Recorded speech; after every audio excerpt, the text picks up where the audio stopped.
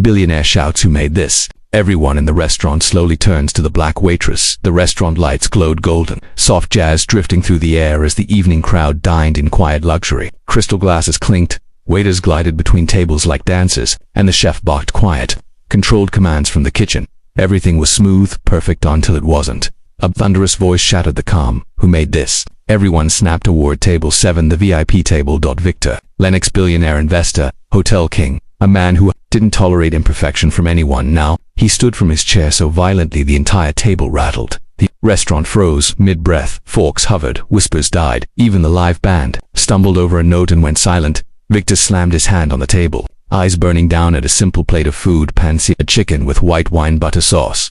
The head manager rushed to him instantly. "If something is wrong, deeply wrong," Victor barked. This is not wrong. This is impossible." The manager blinked, confused. The chef appeared behind him, wiping his hands nervously. "Mr. Lennox, I personally prepared." Victor spun toward him, pointing the fork like a weapon. "You did not make this." The chef stiffened, color draining from his face. "Sir, I assure you." "No," Victor growled. "This dish tastes exactly like something I haven't had since I was 17 years old. And nobody alive knows that recipe." Guests exchanged glances. What was going on? Victor scanned the room, breathing hard.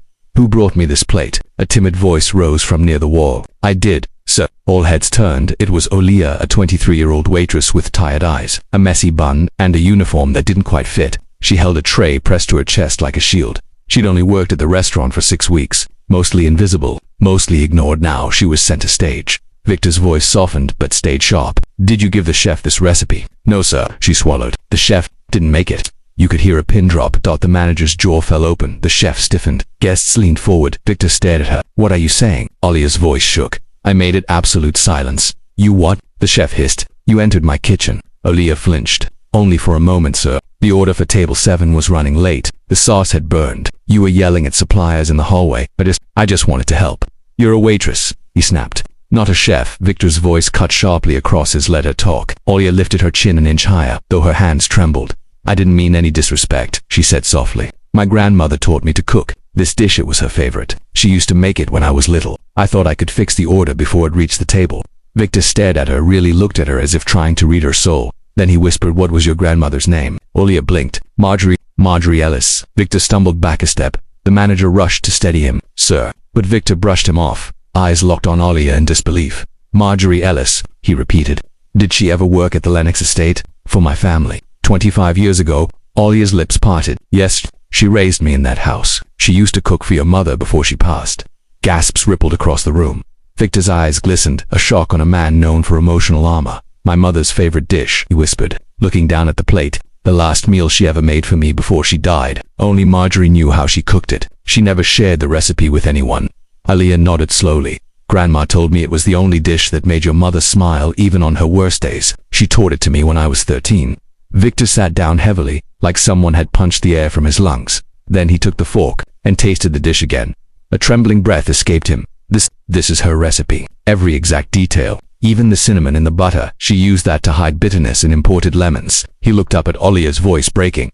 "How did you recreate this so perfectly?" Olia blinked away tears. "Because Grandma said this recipe saved your mother's heart. And she said, one day it might save someone else's." Victor wiped his face, unable to hide the emotion anymore. Moments later, he stood. "All of you," he said to the stunned dining room, "hear me." Staff lined up. Guests watched, breathless. "This young woman," he said, gesturing toward Olia, "has done what not a single Michelin star chef in this entire chain has been able to do." He turned to her fully. "You brought my mother back to me for a moment." Olia's eyes welled. Victor wasn't finished. "Do you want to be a chef?" She froze.